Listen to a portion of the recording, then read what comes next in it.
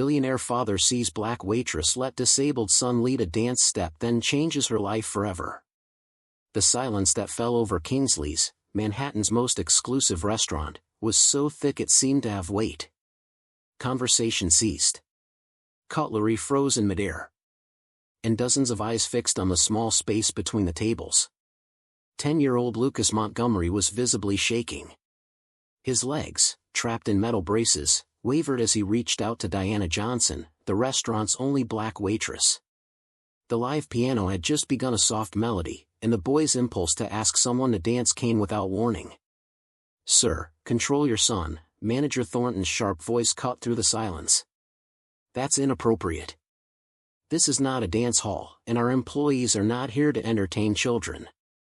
Richard Montgomery, owner of Montgomery Investments and one of the richest men in the country, swallowed hard. It was the first time he had taken Lucas out to dinner in public since the accident that had partially paralyzed his legs 2 years earlier. A mistake he would not repeat. "Lucas, sit down," the order came low but firm. Diana remained motionless, her gaze shifting between the manager, the billionaire, and the boy whose hand was still hanging in the air. In her 5 years working there, she had learned to become invisible, especially to customers like Montgomery. "Mr. Thornton, I'm leaving. My shift is over," her voice sounded calm as she removed her apron and placed it on the tray. Then, to everyone's amazement, she smiled at Lucas and took his hand. "I can't dance in an apron." Richard stood up abruptly. "What do you think you're doing?" Diana held his gaze. "I'm accepting an invitation, sir." Before anyone could interfere, Lucas took a hesitant step forward. His foot dragged painfully across the floor, and the metal of his braces screeched. But Diana didn't try to guide him or hurry him. She simply adjusted her own pace to his. "She's getting fired tomorrow," whispered a woman at the next table. Richard watched, paralyzed. A sudden memory struck him, Elizabeth, his late wife, dancing with Lucas in the living room. "It's not about perfection," she had said. "It's about connection." As Diana followed Lucas's clumsy steps, something in the boy's eyes changed. Fear gave way to intense concentration. Shame gave way to shy pride. For the first time since the accident, he wasn't being guided, helped, or corrected. He was leading. "Mr. Montgomery," the manager's voice interrupted his thoughts, "I can assure you this will never happen again. She will be properly disciplined." Richard didn't respond. The entire restaurant seemed to wait for his reaction. After all, a man of his power could end anyone's career with a single word. Employees stopped what they were doing. Other customers watched with morbid curiosity. Lucas's smile, however, was the only sound that echoed in his mind. Diana led the boy back to the table after 3 dance steps. "Thank you for asking me out," she said formally, as if speaking to an adult. "It was an honor." When she turned to leave, Richard stopped her. "Wait." His voice sounded different, almost unrecognizable to himself. "What's your full name?" "Diana Johnson, sir." Richard nodded slowly. "Diana Johnson," he repeated, as if memorizing it. Then he took a card from inside his jacket and held it out to her. "My office. Tomorrow at 10 a.m. The entire restaurant held its breath. Diana accepted the card without showing any emotion, but her hand trembled slightly. "Dad," Lucas called as she walked away, "why did you do that?" The question hung in the air like an accusation. Richard watched his son and, for a brief moment, saw not just the child Elizabeth had left in his care but a complete human being whose wants and needs he had systematically ignored for 2 years. As dinner proceeded in awkward silence, no one noticed Diana's glance before she left, not out of fear or resignation, but out of a calm determination that contrasted with the storm brewing in Richard Montgomery's eyes. If this story about dignity and transformation is already touching your heart, don't forget to subscribe to the channel to follow how a simple gesture of respect can spark a silent revolution capable of transforming lives forever. The lobby of Montgomery Tower. The lobby of Montgomery Tower sparkled with its glass and marble walls, reflecting the morning sunlight. Diana Johnson immediately felt out of place in her best outfit, a navy blue skirt and white blouse bought on sale.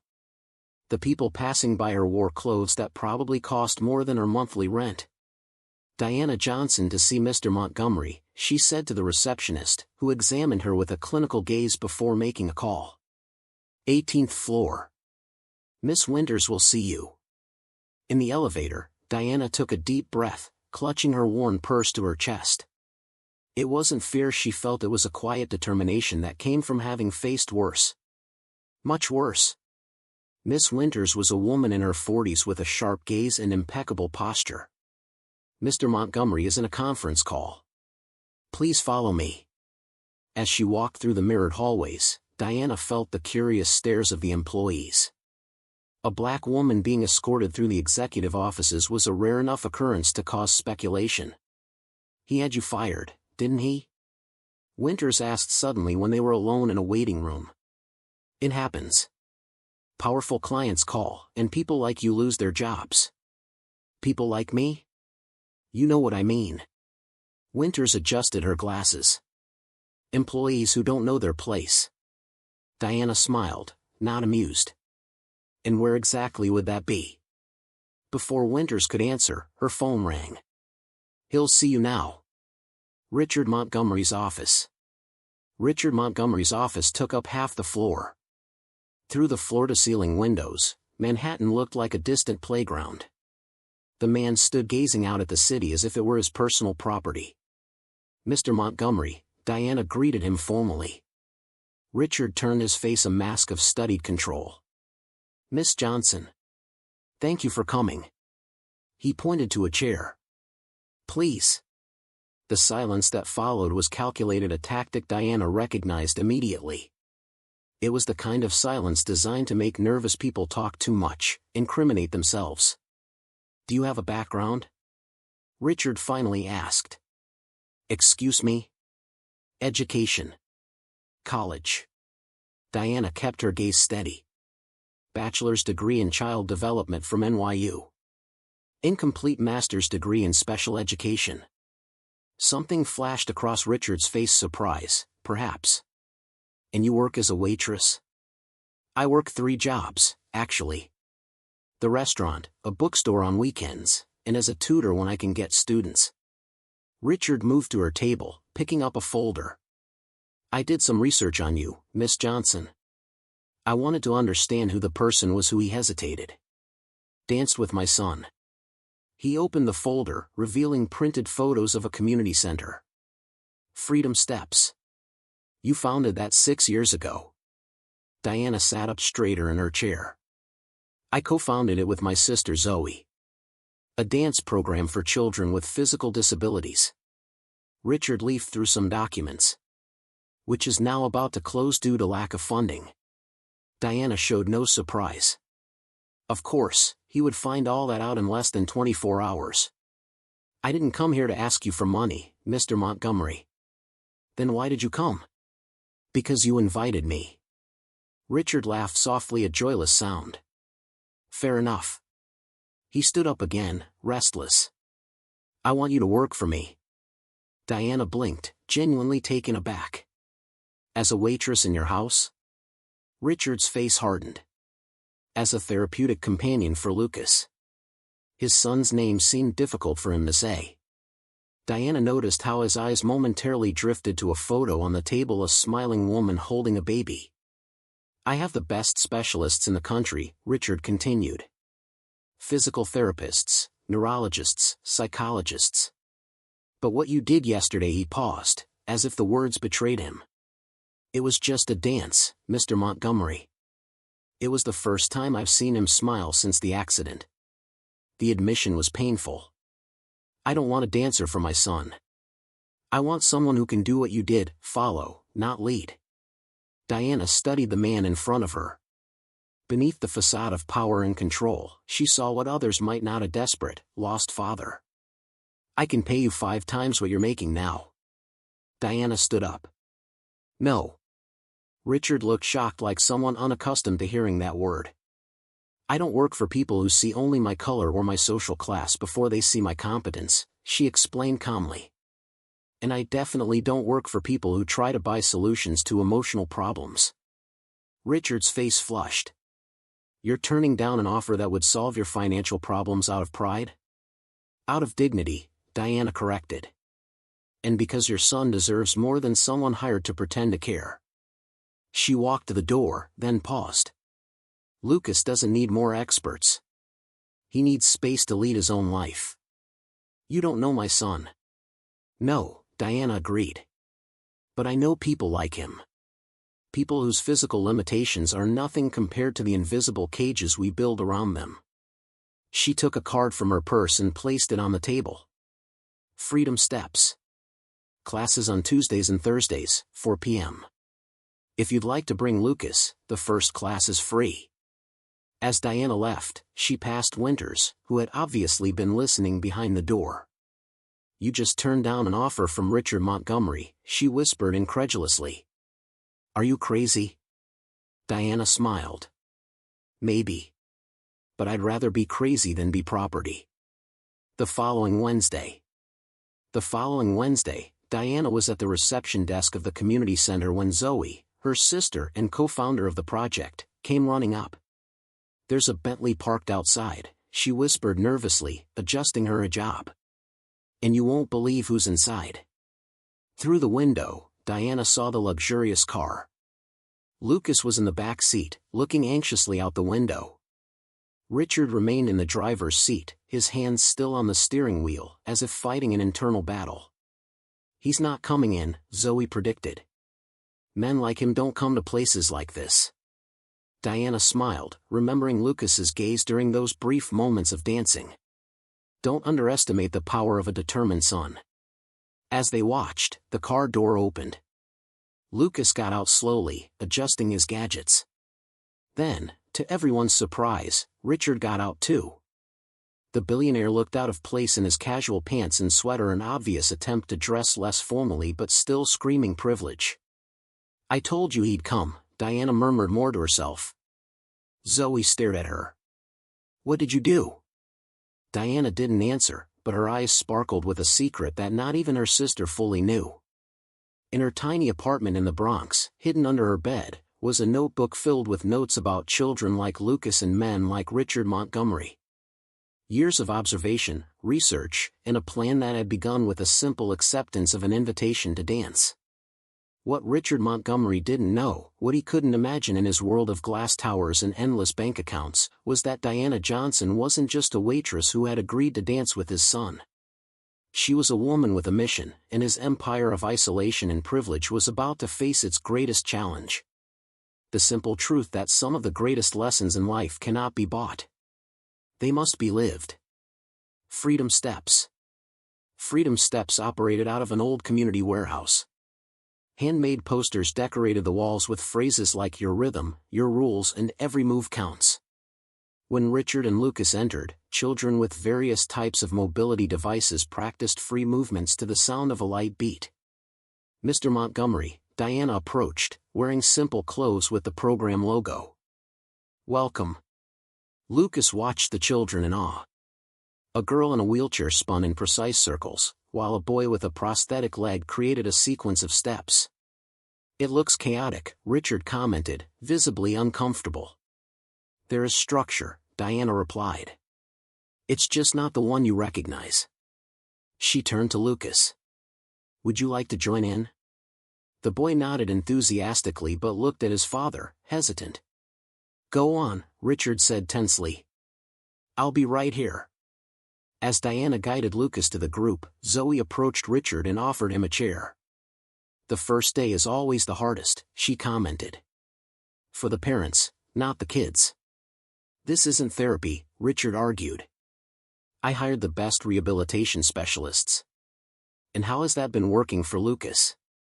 Zoe asked gently. The studio door opened. An older woman entered, leaning on an ornate cane.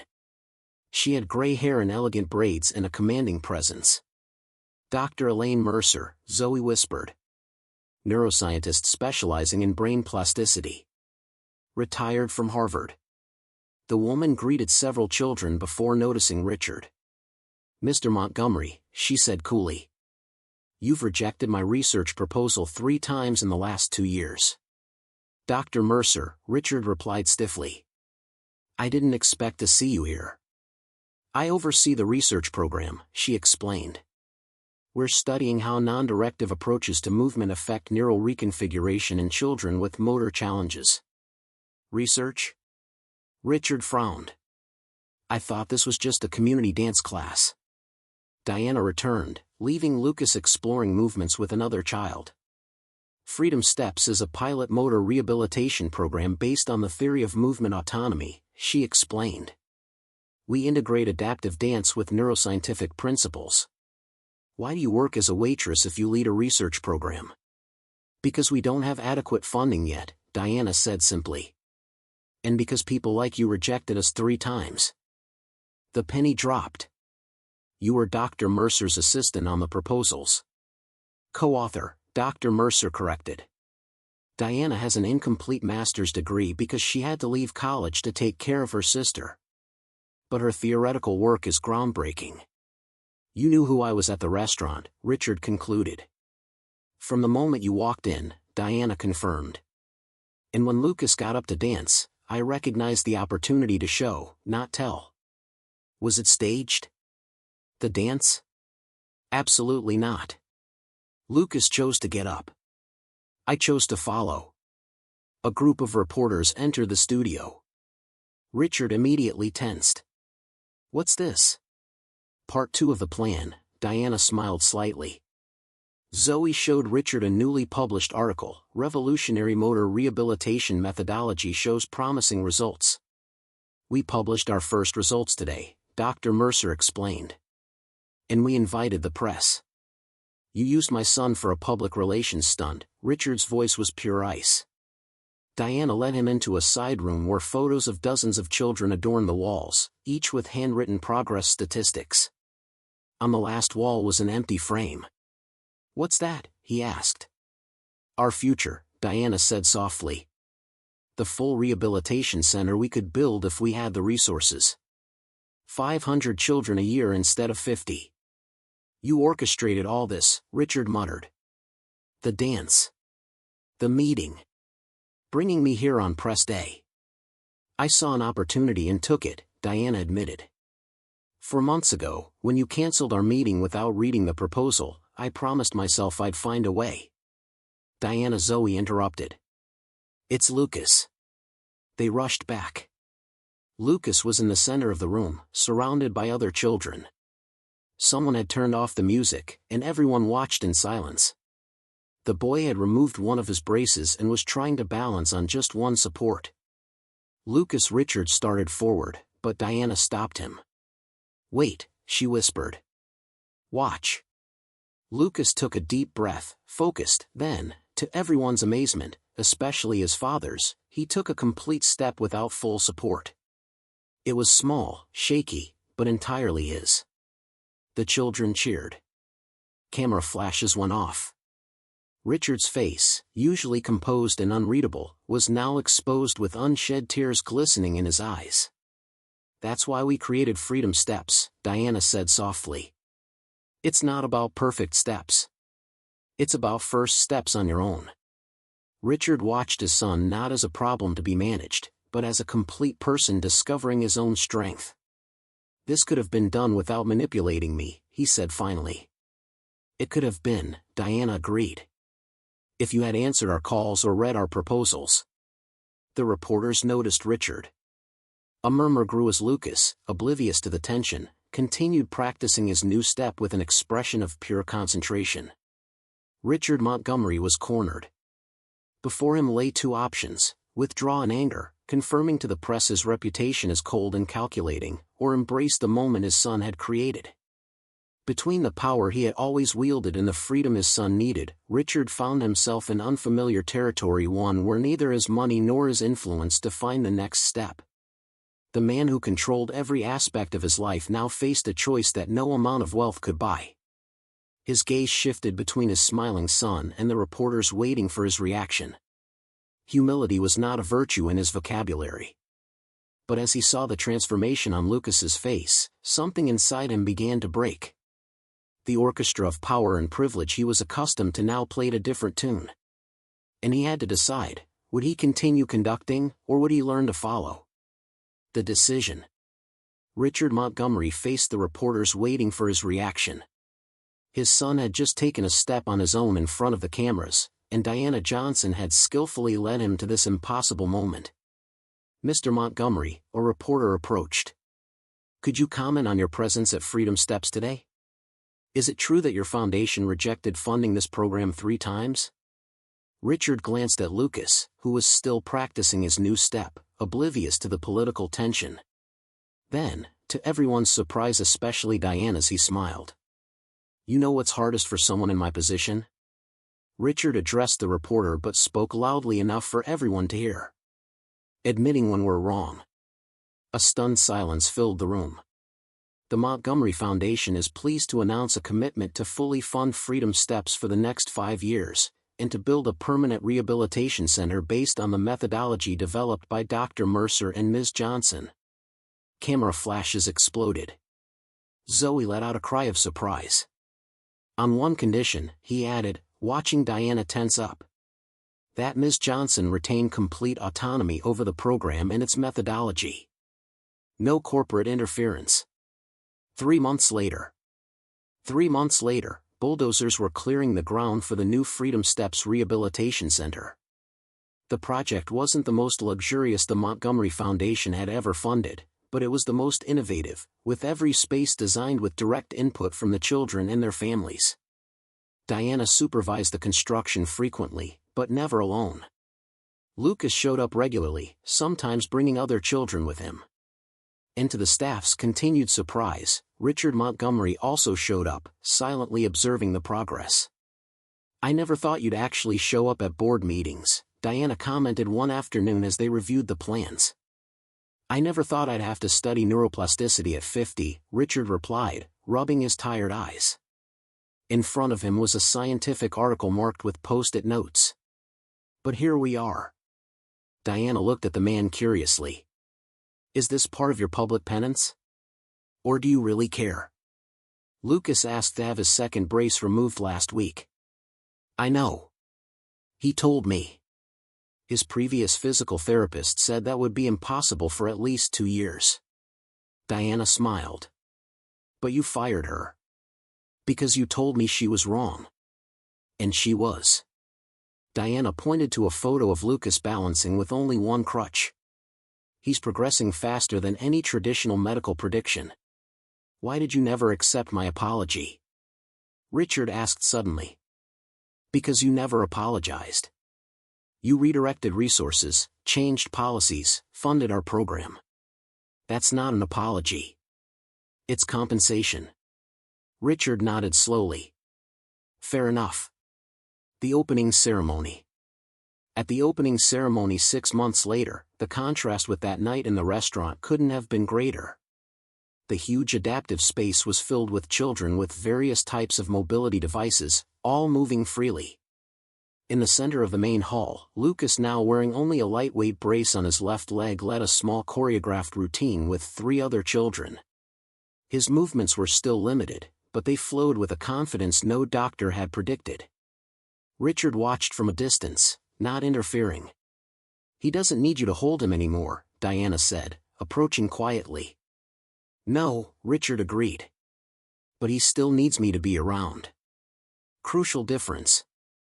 Richard turned to face her. "Thank you," he said simply. "For what, exactly?" "For teaching me to follow." A reporter approached. "Mr. Montgomery, how does it feel to see your son's progress?" Richard looked at Lucas, who was now helping a younger girl find her balance. "Proud. Not of what he's overcome, but of what he's created for others." "And what's been the biggest lesson you've learned on this journey?" Richard Montgomery, the man who had once been known only for his financial empire, looked directly into the camera. That true leaders aren't those who guide others down the path they believe is right, but those who have the courage to follow when someone shows them a better way. Epilogue. A year later, the Freedom Steps program expanded to 3 new cities. Diana received the Pediatric Rehabilitation Innovation Award, and her methodology began to be implemented in hospitals across the country. Lucas, now using only a light cane on difficult days, enrolled in regular school and became a youth spokesperson for the program, inspiring other children to find their own pace. And Richard learned the hardest and most valuable lesson of all, that true power does not lie in controlling every move, but in knowing when it is time to take a step back and let others lead the way. In a world where powerful people rarely change their perspectives and where those without power often remain in the shadows, the story of Richard, Diana, and Lucas reminds us that true transformation occurs when we cross the invisible boundaries that separate us. What a billionaire learns from a waitress. What a father follows in his son's footsteps. If this story about how a simple gesture of dignity changed lives forever touched your heart, be sure to subscribe to our channel. Because we believe that the most profound revolutions don't start with grand manifestos or billion-dollar fortunes.